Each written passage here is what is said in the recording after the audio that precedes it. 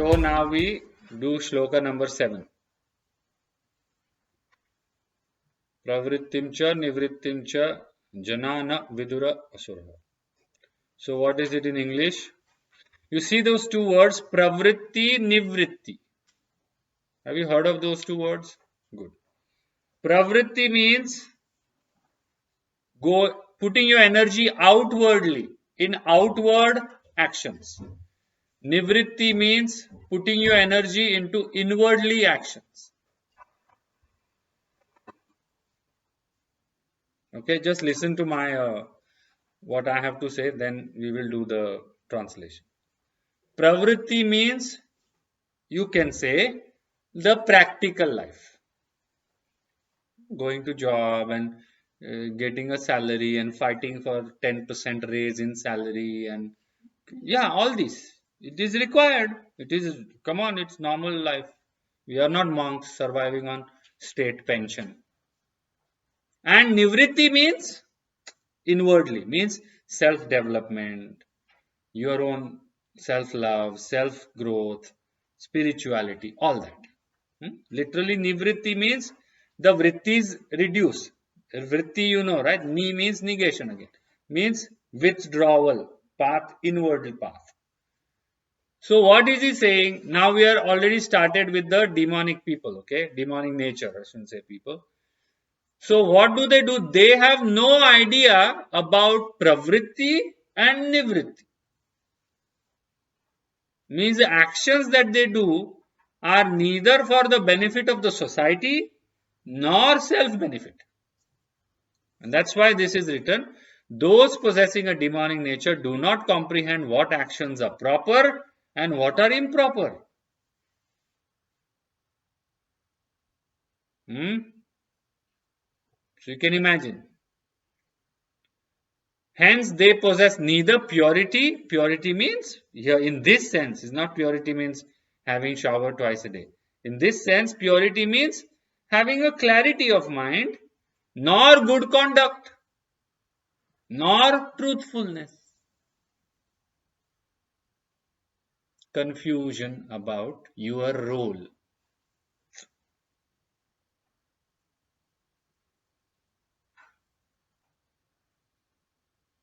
That's why, that's why I like people who are not at all spiritual and completely materialistic. At least they don't fake it. Really, I'm telling you. I like people completely materialistic. 2 cars every year and this, buying Gucci goggles, changing for Fendi goggles. I don't mind. You know why? Because they are happy in it. Who am I to judge their spiritual growth? And who am I to say, oh, look at them. Why does she need 10 purses? She will develop next yoga maybe. Who cares? But at least they are not faking. They are not like those millionaire sadhus and millionaire preachers. Have you seen those videos of in America, millionaire preachers demanding $65 million from their devotees to buy a new charter plane? And what does their news say? Jesus wants me to travel in a private plane for his work. Yeah, there are many videos. And that's why I like purely materialistic people. Their whole focus is materialistic and they die with that. Very good. At least they are not hypocrites.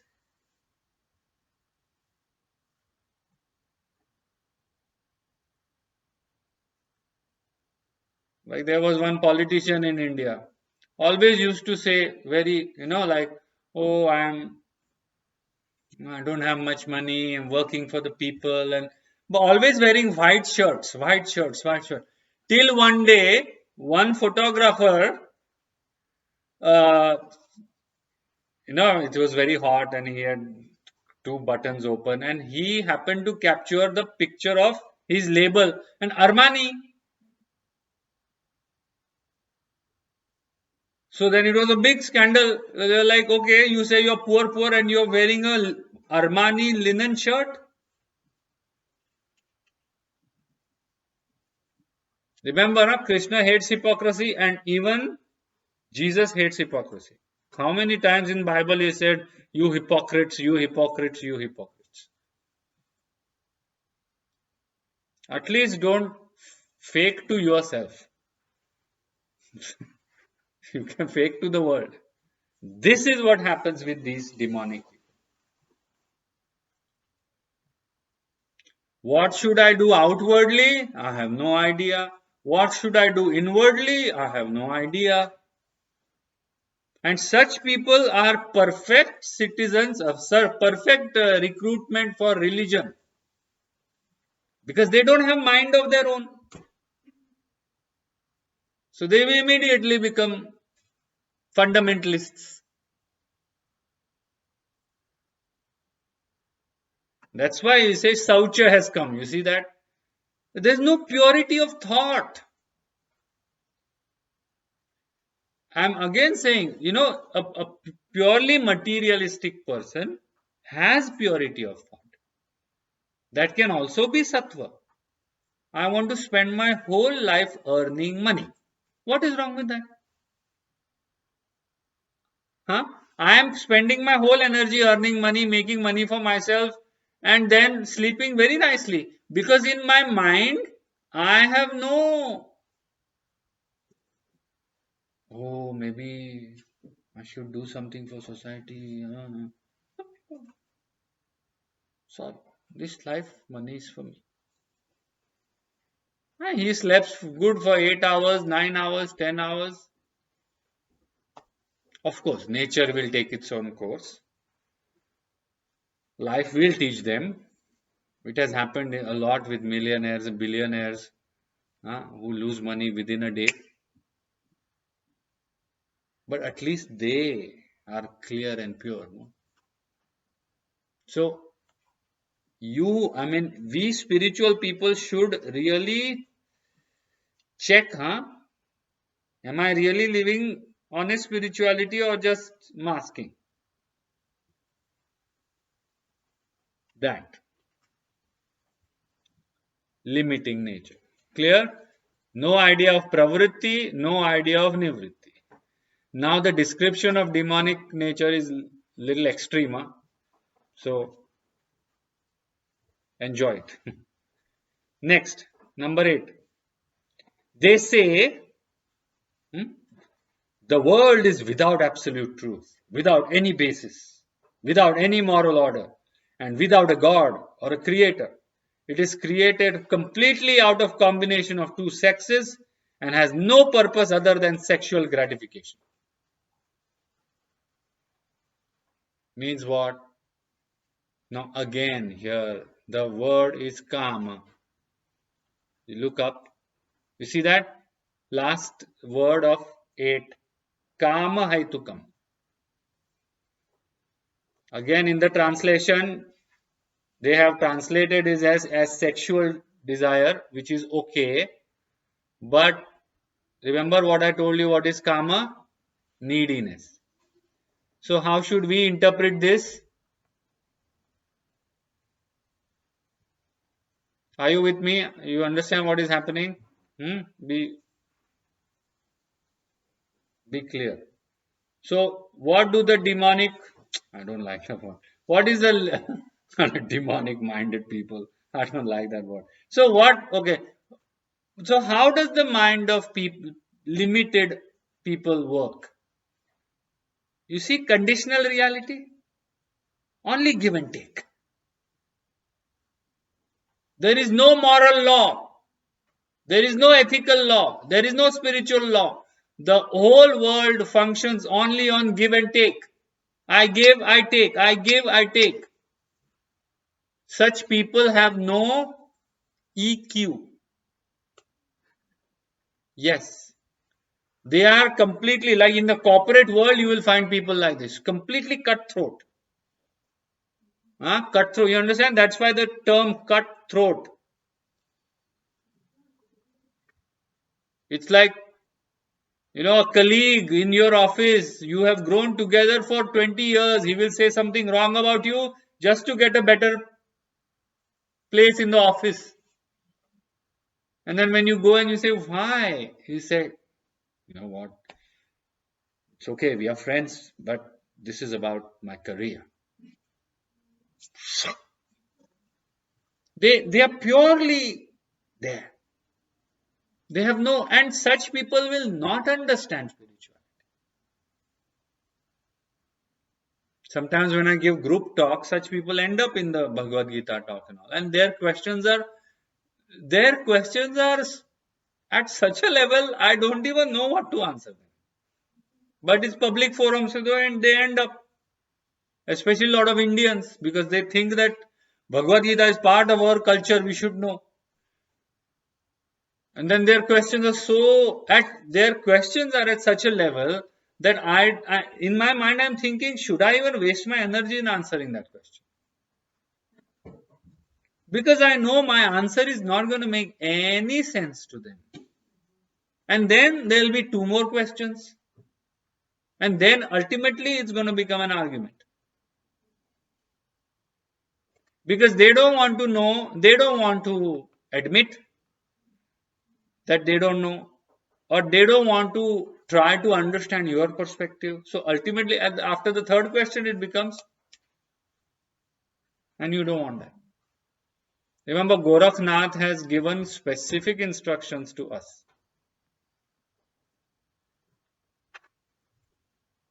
Don't argue with people who are not at the level of understanding. You're only wasting energy.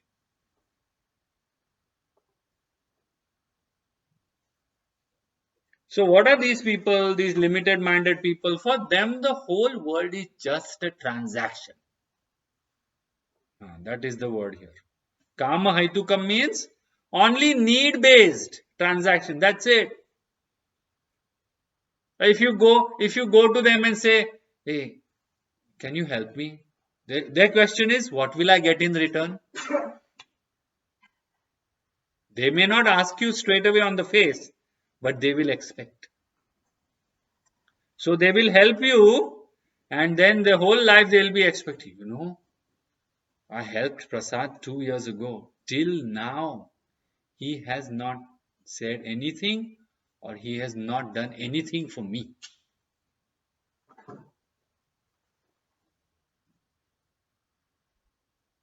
Kama Haitukam means only their idea is we are here. All the creatures are here only to satisfy each other's needs. Like extreme non-vegetarian people are like this. You know what their mindset is? All the lower animals are for our consumption. So what? I eat chicken, I can eat any animal. You ask them why, is that not a life? They will say, no, no, what not a life?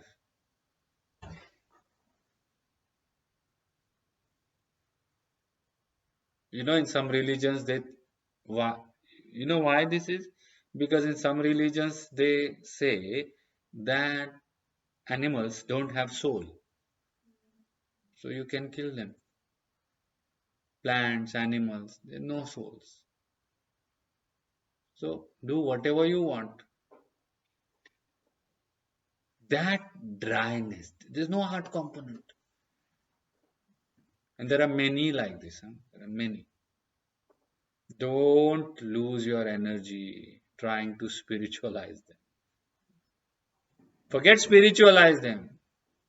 Don't even don't even say something to make them make sense of things. When I end up, depends on my mood. If I'm in a mood of argument, then I argue. But most of the times, I'm like, oh yeah, complete. Oh, yes, correct. Absolutely. It's a waste of, what is all this shit? That's it. Because you open your mouth and then boom. Don't sweat after these people. Because really, really, you'll see later where they are on the spiritual scale. And you don't have to be Mother Teresa and start helping everybody. You don't have to be Jesus Christ and start changing everybody. They will find their teacher, their life will take them away.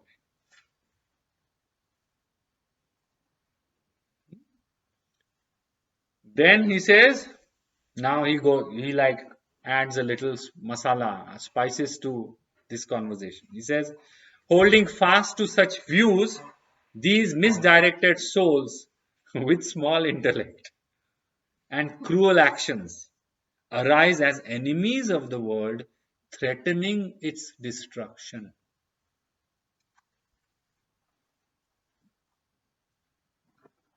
I shouldn't take names, but it doesn't matter if I take names, but like corporate profits. Huh? So many corporations, literally demonic nature. In front of corporate profits, they don't care for people, they don't care for cultures, they don't care for environment. The bottom line matters, environment doesn't matter.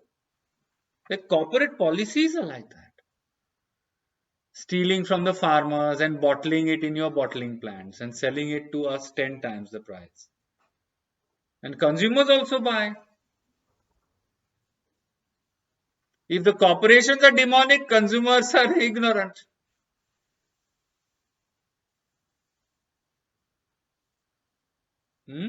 So he says, holding fast to such views, these misdirected souls with small intellect and cruel actions arise as the enemies of the world. Enemies of the world means what? The balance of our world is threatened by such. If you study geopolitics, you will see a lot of people like this now in political scene. I don't have to tell you. And they are growing. Huh? If you see politically, such demonic natured leaders are now voted into power.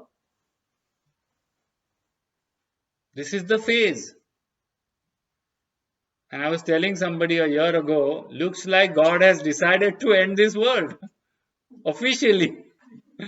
Because, yeah, like naturally, all these demonic people are going into power. So, yeah, let's sit back and watch. Then, wow, these are very strong words of Krishna. Huh? Harboring insatiable lust. Again, it's kama. Huh?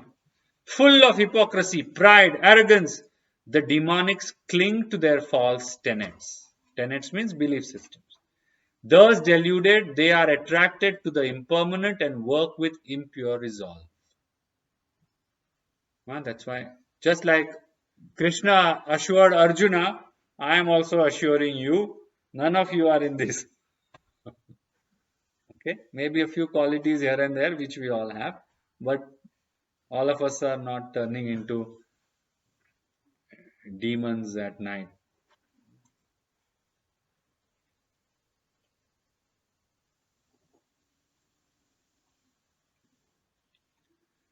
You see those two words, kama ashritya. The first two words of 10. I purposely am taking your attention to some Sanskrit terms because they are beautiful. Ashritya means taking refuge. Ashram, that's the root. Ashray. And kama means what? Neediness. So under this, attaching themselves to neediness, they only think of everything as trade, trade, trade. Transaction, transaction, transaction. Next, number 11. Chinta means anxieties. Now imagine people who think of everything as a transactional reality. How will their system be? Always anxious. Whose whole life is just trade for you. So he says they are obsessed with endless anxieties. This we can identify with endless anxieties that end only with death. You understand? Endless anxieties, chinta. Still, we still use that word in Indian languages. Endless anxiety. Now, why do they have anxiety? Remember last three verses. Why do they have anxiety? Because everything in the world is just give and take for them, just competition, just like a jungle law, no? Who is superior? I will beat him. I will go over him. I will become more powerful. No, there are really people who live like this, huh?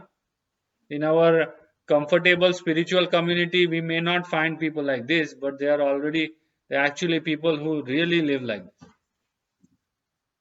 They are obsessed with endless anxieties that end only with death.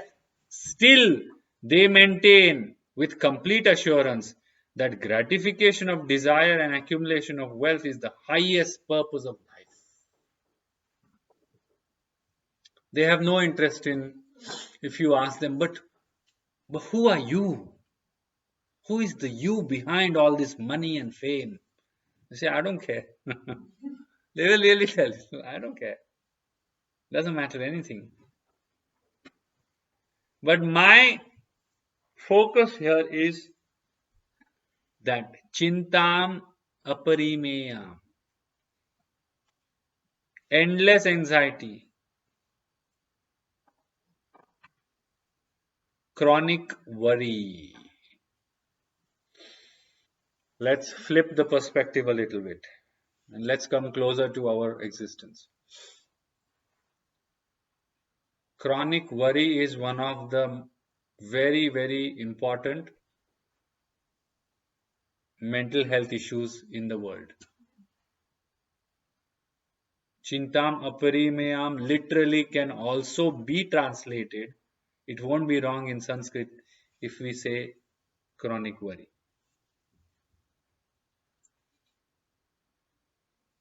And somewhere I was reading about chronic worry and they said something very beautiful.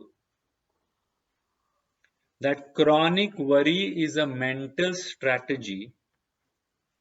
Hear this out. Chronic worry is a kind of our mind's strategy to make us feel that we are in control of a situation that we have no control over. Why does the mind worry about something? Because somewhere you have no control, but by worrying, we feel we can change the situation. So we purposely worry.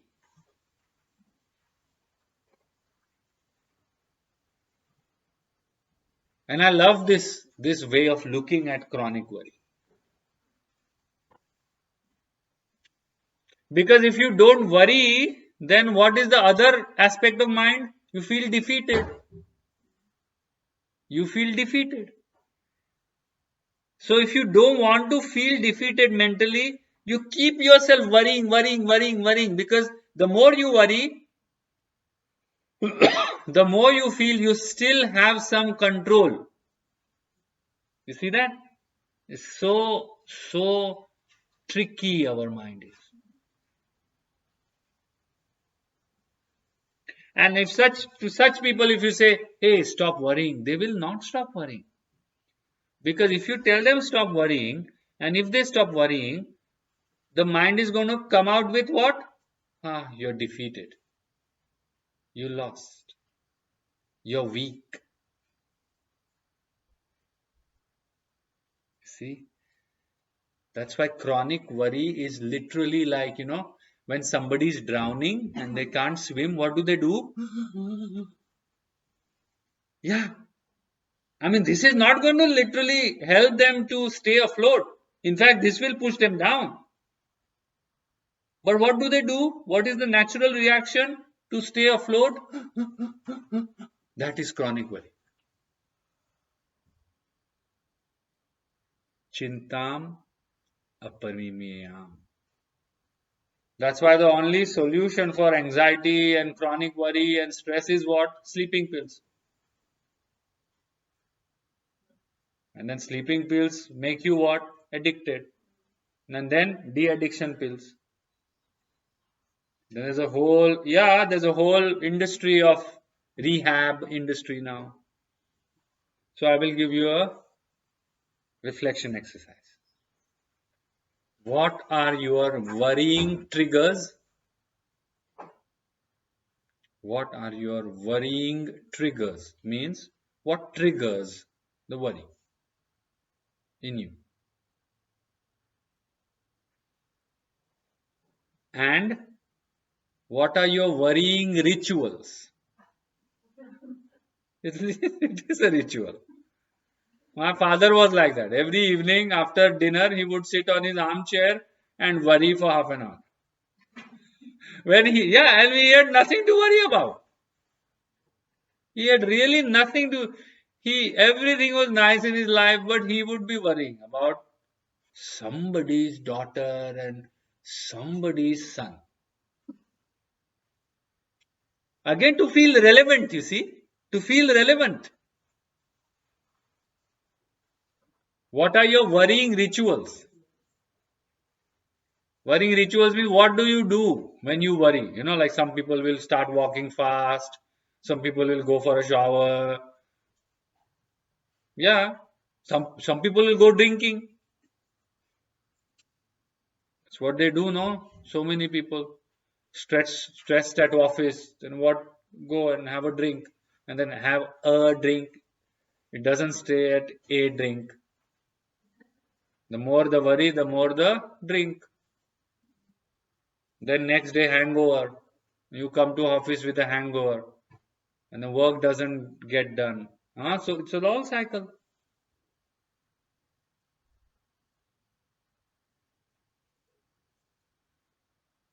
This I purposely took the chance to put in chronic worry here. Doesn't make us demonic nature, but it is where is look remember the definition of demonic nature? Limited. Will chronic worry ever make you come up in life? This is it. This is how it is demonic. Not sattvic. It is tamasic. It is tamasic and it makes you tamasic. It keeps you tamasic. Unless some miracle hand of God, lesson of life, meeting of Guru, then you never know. Then you can straight come out from tamas to a good rajas. Otherwise,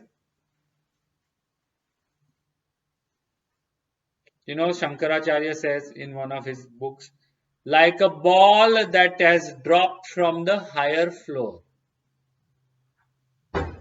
The mind keeps going down and down and down. Where will the ball go? Down only.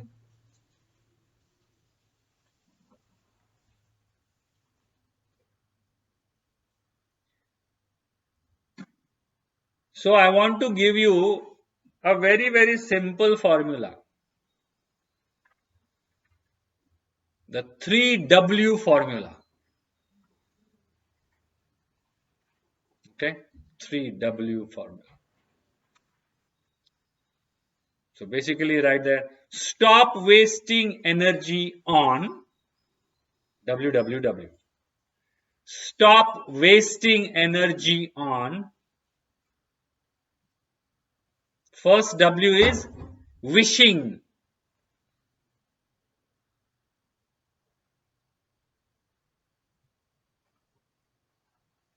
Wishing. Oh, I wish, oh, I wish, oh, I wish. So wishing is for what? Future. You can say future.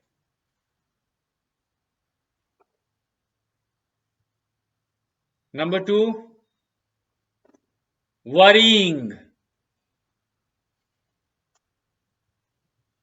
Stop wasting your energy worrying. Now you worry about the present.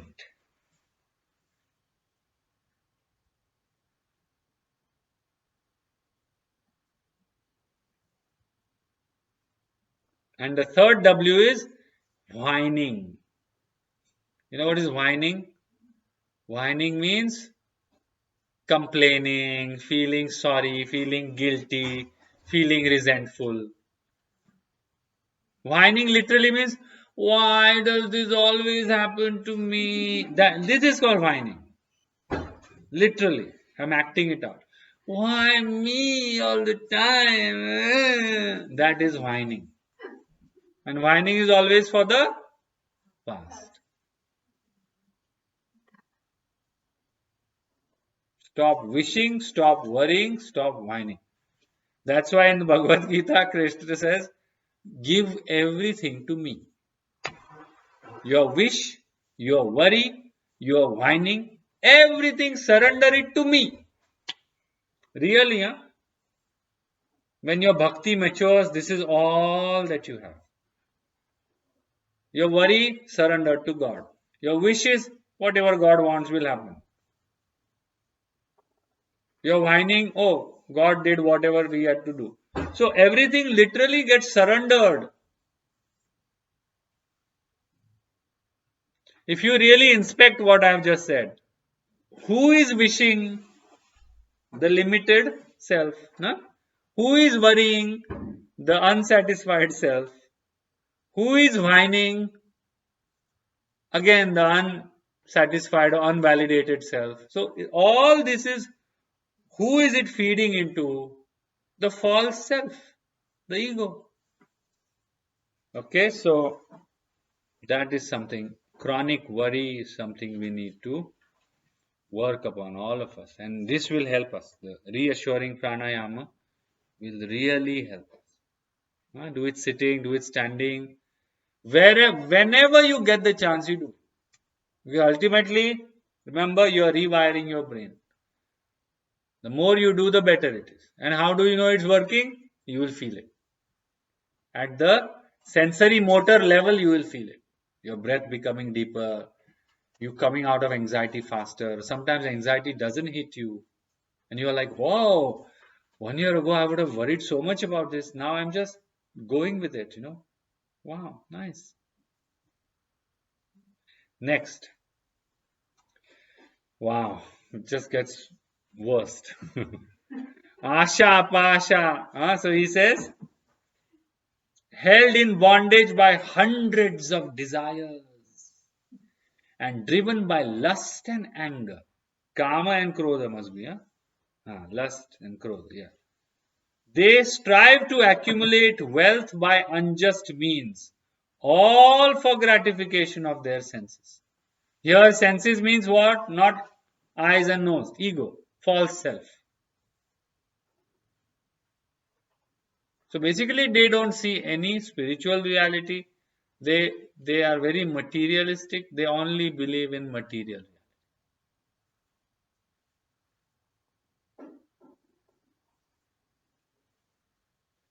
Underline that. Asha, Pasha, Shater, Baddha. Because it's very strong in Sanskrit. Asha, Pasha, Shate. Shata means 100. And 100 doesn't mean 100, it means many. Baddha. Bound by many desires. You understood this? They are bound by their mind has so many desires that it is a formula for them to fail. Now, one or two desires I can understand, but the list of desires is so much that they are never satisfied, and they stay in tamas.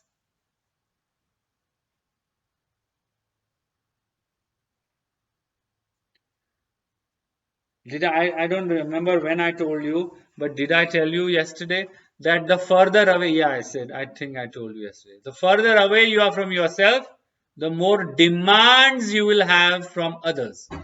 Write this down, really. In fact, opposite. Actually, you can look at it opposite. The more demands you have from others, the further away you are from yourself. The more demands you have from others, and when we say demands, they mean desires.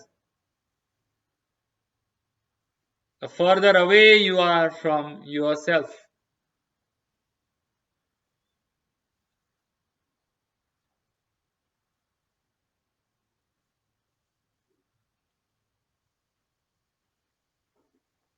So if you find yourself really, like demanding or, yeah, demanding, then you say, can I give myself all these things instead of demanding from others? And become self sufficient.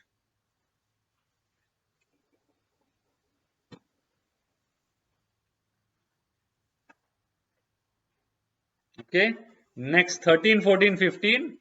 It's a little, look, it's a poem, no? So there's little drama now. The demonic person thinks, I'm telling you, it's a little extreme. I have gained so much wealth today. I shall now fulfill this desire of mine. This is mine. And tomorrow I shall have even more. That enemy has been destroyed by me. I shall destroy the others too. I am like God Himself. I am the enjoyer. I am powerful. I am happy. I am wealthy. And I have high placed relatives. Means I know people in good places. Who else is equal to me? I shall perform sacrifice to gods. I shall give alms. I shall rejoice. In this way, they are deluded by ignorance. So remember, presentism.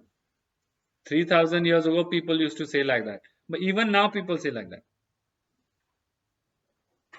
What does she think of herself? I will show her. I will get back to her.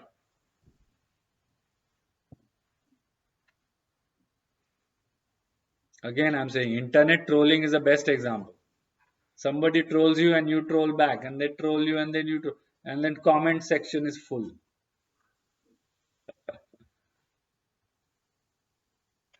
Possessed and led astray by such imaginings, fancies, enveloped in a mesh of delusion and addicted to gratification of sensuous pleasures, they descend to murkiest hell. Now, what means murkiest hell? Incapable of stopping the cycle of birth and death. Means again and again they will be born in the ignorance. Next.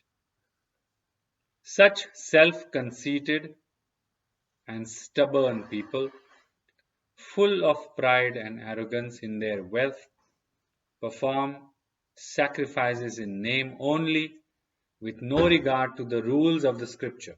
Now, this is important here. Perform sacrifices in name only means, try to understand this, means they don't realize the cyclic nature of things. They will only do things for themselves, because of which they will not contribute to the society. They do not understand the cyclic nature of action, because of which they will not contribute to the society. But what I am saying is, again and again, Karma Yogi realizes his part in the bigger things. Demonic people don't realize. They will just do whatever they have to do. One big lesson that we have to take from this line is, and some or other time of your life, contemplate on this. All the material reality that we create around us will never go with us after we die. So I'm not saying don't buy a house or don't buy a car. Buy a house, buy a car, buy a couple of houses, doesn't matter. But your real test is how attached you are to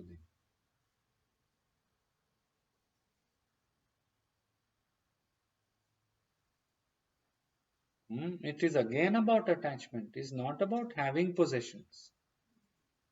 It's about being possessed.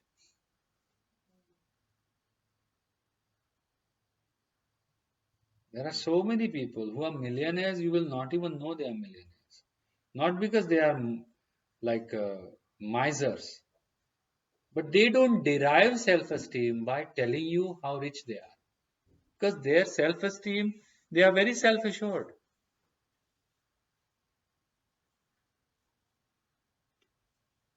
Really, we need to learn all this. And when I say material things, I'm not even saying apartment and these degrees and all. Even material things like relations, possessions, physical, mental. Nothing is going with you. Otherwise, you'll have to be like those pharaohs in Egypt. After you die, everything goes with you in your pyramid. That's what they used to think, no? When the pharaoh dies, he will take all his material wealth with him. They're still there in the pyramid. 4,000 years later, still they find some artifacts. What went? Even the body doesn't go. Forget your property, forget your money, forget your apartment. Even your bloody body doesn't go to next life. How will your apartment squeeze in? God, it's okay if my body doesn't go. I want my car. In heaven, you're driving your old car. No, really, yeah. Do you see that even it's still a perception? See, some next time, look at an object that you're attached to. Go home. You may not like me because of this experiment, but go home and look at that object that you like, and then take away your attachment from it, and then it is just an object for you. Means, let's say this is a table that my grandmom gave it to me before she died. So why is it valuable for me? Because my grandmom gave it to me before she died.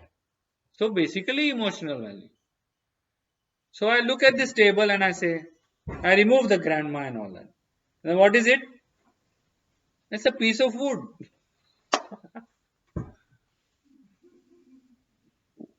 Yeah, when you take away your grandma and her last wish and all that, and you just look at it, it's just a bloody pieces of wood nailed together.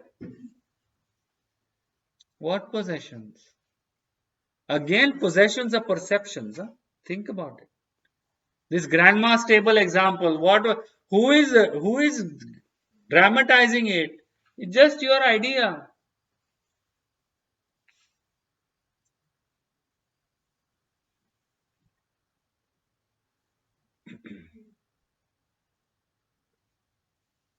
And I give this advice to many people. Our parents are getting older.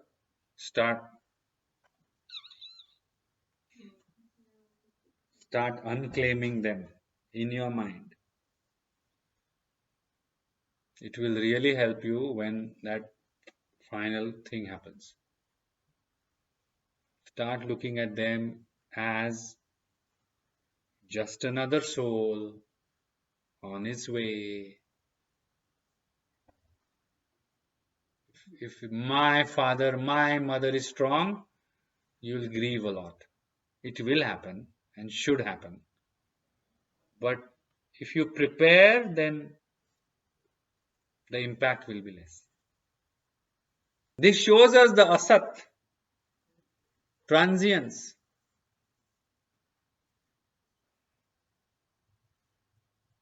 And we have to really learn to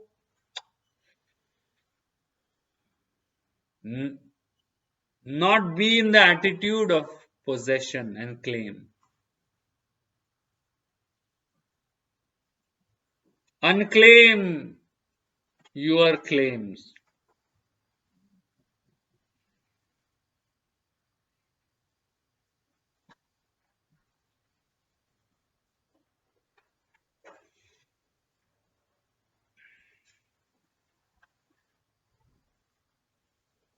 Next one is beautiful. Number 18. Blinded by egotism, strength. So I would not say it's strength, it is power. Balam means actually literal translation is strength, but here we should think of it as power. Arrogance, desire, and anger. Look what Krishna is saying so beautifully. The demonic people abuse my presence within their body. You see, means what? This is a beautiful line. What does it mean? They abuse my presence in their body means what? Even demonic people deep within are God consciousness. This is beautiful. Means what? Please understand. Means our state of mind does not really affect the divine consciousness within. Your true nature is divine consciousness. Whatever is happening on top is this, all this, limited and non-limited. This is beautiful, no? Because Krishna is. See, this means what? Just because they are of demonic nature doesn't make them demons. So, what are we discussing? We are discussing a state of mind. We are not discussing state of being.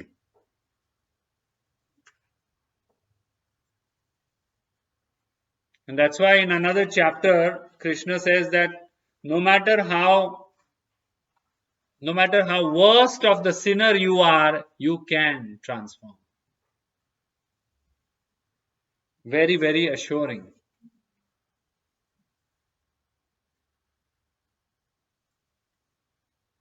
And also in the body of others. So basically, the one who does not see the divine in himself will not see divine anywhere else. Now 19 and 20. This is the strongest language, perhaps, that has been used in Bhagavad Gita. Okay?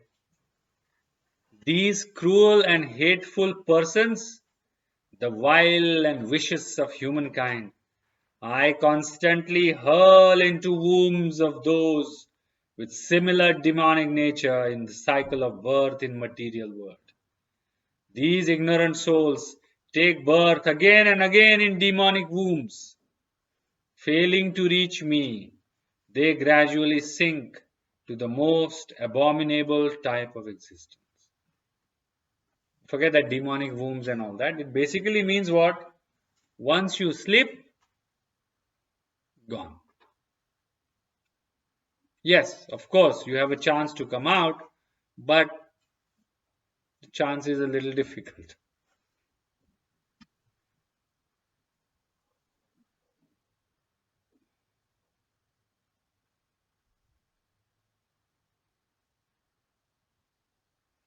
You know, sometimes one incident in your life will just throw you back for years at the mental level. If you're feeling nice and peaceful and all that, and suddenly some traumatic incident happens in your life, and the state of mind will just become limited. And to come out of that state of mind, it takes years and years and years. We know, many of us have gone through that. Life is good, life is happy, peaceful, and then boom, something happens, and you really feel like, wow, you've gone 20 years back.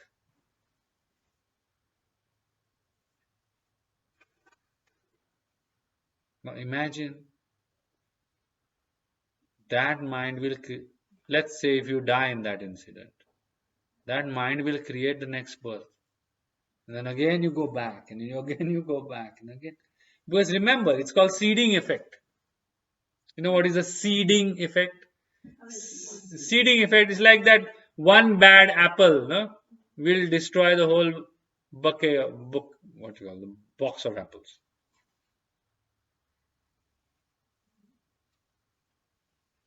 Again, in psychology, it's called negativity bias.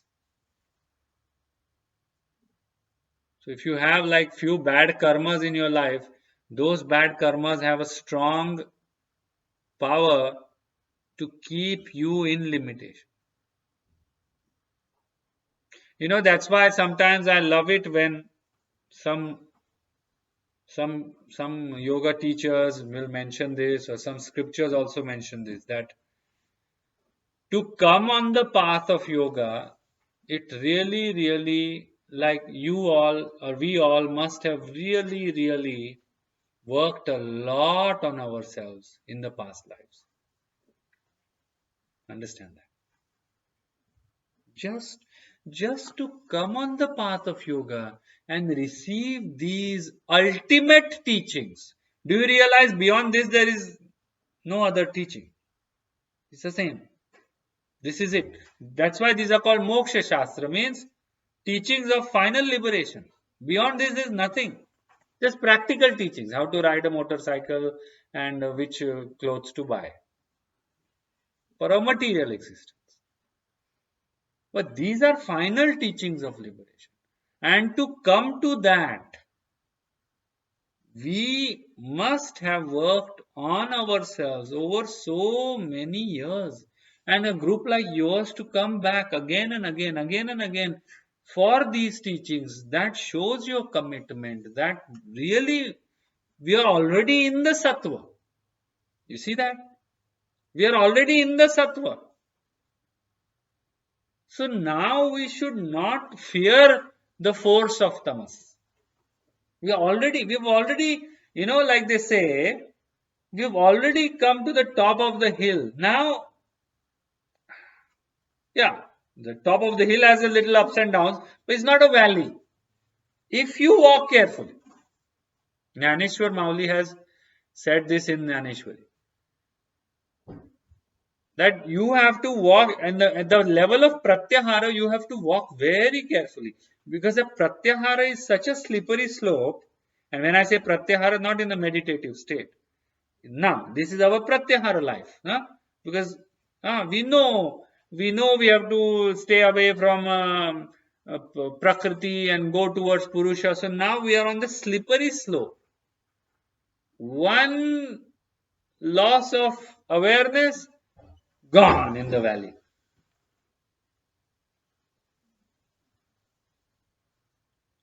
It's like, I want to give example of these addicts, drug addicts, or alcoholics. They will always say, oh, I was clean for 6 months, and then what means clean? Clean means they did not. They held their power against the drugs. Then some strong temptation happened and gone. Then they were into addiction again for 3 months, 4 months, 5 months. Then again something happened. Then they came up, and then again they were clean for 3 months, and then again. And finally, many of them who find counseling and the way and meaning, clean for a long time. And then it doesn't. Also with cancer survivors, they do that. Means, if you had cancer and if you had operation and removed some part, or taken chemotherapy or whatever, then you have to go to the doctor again and again every 6 months to check if the cancer is coming back. But after 4-5 tests, like after 2-3 years, the doctor will say, now the chances of cancer coming back are very rare. So come to me once in a year. But till then you have to go every 3 months, just to check. This is the awareness. And basically, the demonic nature and divine nature is just contents of the mind, just state of mind. I personally love this line when Krishna says that the demonic people, people who don't understand spiritual liberation, they are actually abusing the presence of divine within them. And how should we interpret this? Every time you blame yourself, every time you limit yourself, every time you feel angry, every time your self critic abuses you, you say, sorry, I'm not just harming my own state of mind, I'm also abusing the beautiful divine presence within me. If you don't want to have self love towards yourself, at least love the God in your heart. At least start somewhere.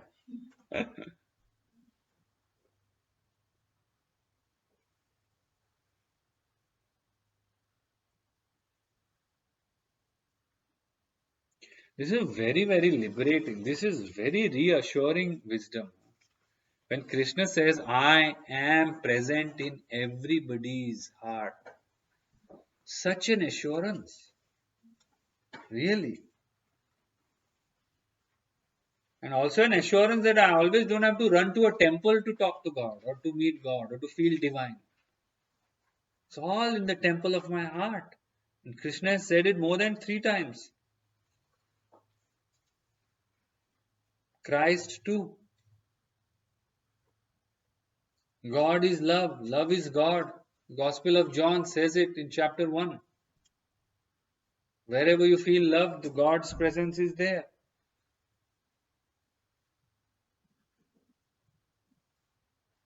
Once the yogis used to understand this, they would just go to a mountain, build a small hut for themselves, and just stay there meditating. You understood now why, what gives them? Like many people ask me, oh, but how can they go and live in the forest and meditate there? In a good way, they ask. You say, because they realize ultimately all that I am seeking is within me. So all external pursuits just finish. And then you find a nice place and you just sit. That is the best state of mind for meditation. That time meditation happens. You don't have to do. And meditation may not happen in a Buddha way also. You're sitting next to a river, looking at the river flow. That's it. At that time, what is meditation? You are watching the river flow. That's it. It's just you and the river. Nothing else. Why am I saying this is because remember when you start self-criticizing, that time you tell yourself, no, I have really come a long, long way, not just in this life, but to get these teachings. I have really worked hard in my past lives. And motivate yourself to practice these. Next lifetime when we meet, we will continue. No, hopefully not. Huh? No, not that I don't want to see you, but but lesser the members, better it is. Less assuring. You make a list of statements, positive statements like this, that will lift your spirits when you are in the negative. Really do this exercise. What will lift me up? What motivational sentence? And your motivational sentences, not like some Gandhi or Buddha. No, no. Make your own. Like what I just said. When you're feeling low, when you're feeling upset about yourself, just remember, no, I'm so sincere on the path of yoga. Wow, I admire my sincerity. Find nice things to lift your spirits.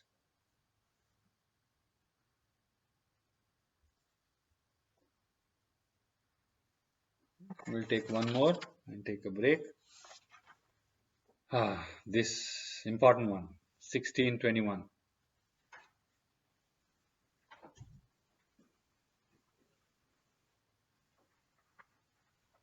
So let us sing. This is it. This is the three gates to hell. Trividham. Come on. Celine Dion. Trividham. Narkasyedam.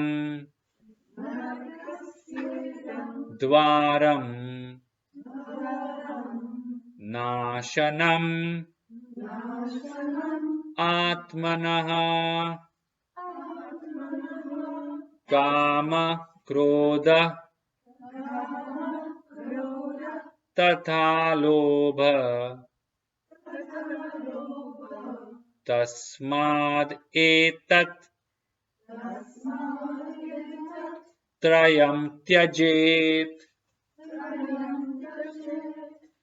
Tyajet means detach or shun. Tyaj. Tyaj means abandon. Okay, the book, our translation says abandon means stay away from these. Which you see that three is just like three. Tri. In Sanskrit, tra means three. So Trividam Narkasyedam Dwara. Dwara means door or gate. So there are three gates to hell. Now, what is hell? You know, huh? State of mind. What are they? Kama. In our language, what is it? Neediness. Krodha, anger. And lobha, greed.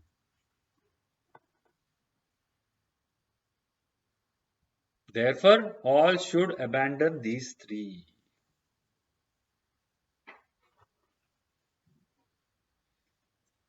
Which is easier to abandon out of these three?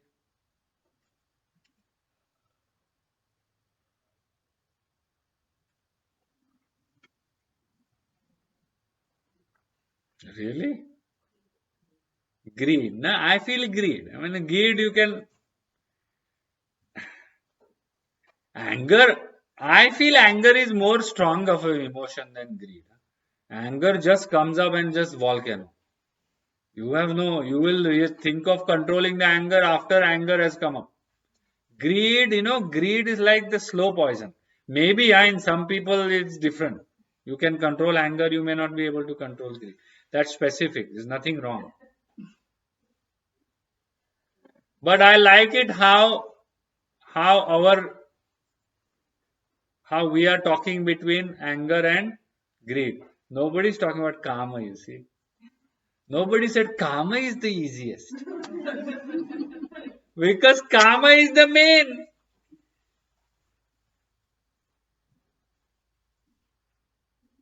Isn't it? Karma, if all these three gates were to come into one gate, it will be karma. There's actually one more gate. I mean, there's no gate, but actually there's one more. In another verse in Bhagavad Gita, Krishna says, Kama, Krodha and Bhaya. Fear, Kama and anger. Fear too. But actually, you know how I see it? This is the gate, like of the airport, anger. And then the flight gate, the gate of the flight is fear. So you enter through this gate, you can not enter the flight. Once you enter the gate of the flight shuts down, you have to fly to hell. So, Kama. Kama means I don't have enough, so you give me. I will fill my vacuum from outside. So what are the three gates to hell? Okay, why are they hell? Why is it called Narka? Narka means hell. because they definitely lead to suffering. You cannot say I am in anger and my anger doesn't give me suffering. Impossible. Then it's not really anger. You are just playing. Karma, we know. Karma leads to suffering.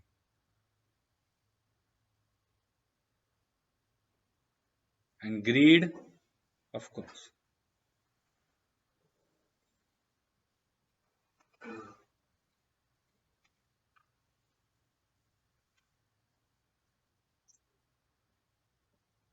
Kama, Krodha, Tatha, Lobha, Tasmadetat Trayam Tyajet. Now, you see this Trayam Tyajet. You see that last two words? Trayam Tyajet. Means abandon all the three, not just one. All the three. Trayam means all the three. All the three should be abandoned. You should not say only, oh, I got over my anger. Now other two will manage themselves. No.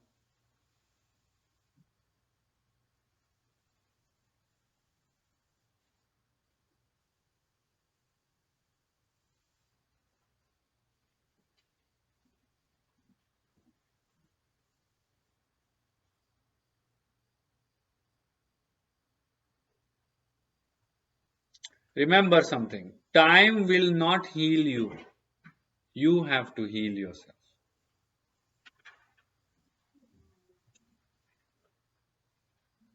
And this is important. This is the basis of this cycle of suffering that we talk about. No? Time does not really heal. We say, oh, time will heal. No, time just pushes things down like a fossil.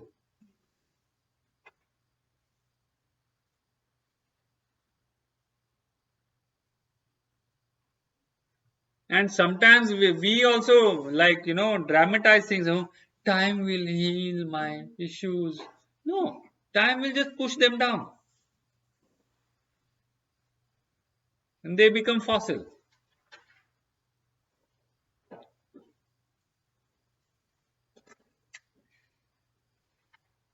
So take conscious charge of healing.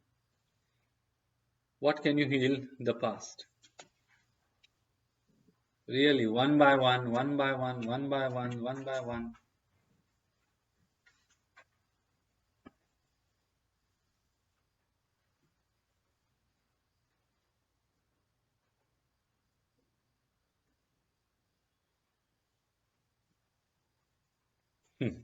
Why will time not heal?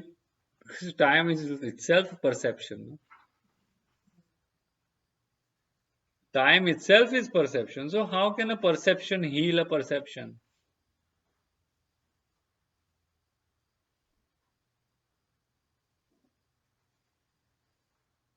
It's like you're trying to satisfy your hunger by swallowing air. Air will not make your hunger go away. Perception will not remove perception completely. Perception will just add another layer. Time will not heal you. You, consciousness have to heal yourself.